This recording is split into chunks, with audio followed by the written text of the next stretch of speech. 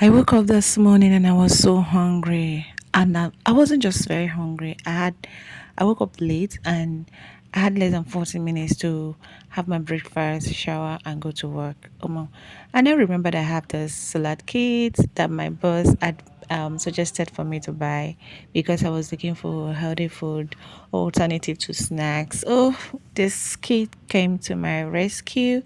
Yeah, it has some spinach, some eggs and fish crumbs, mustard and eggs, no, mustard and milk, and a lot of things. So, and it is fresh, no preservative, no artificial flavoring, just very natural and fresh. But you just have to keep it refrigerated. So I just went ahead and mixed everything. This was the mustard and the milk. This tastes so good, and it has garlic scrums inside it. And of course, I went ahead to add some eggs. What is salad for me without boiled eggs?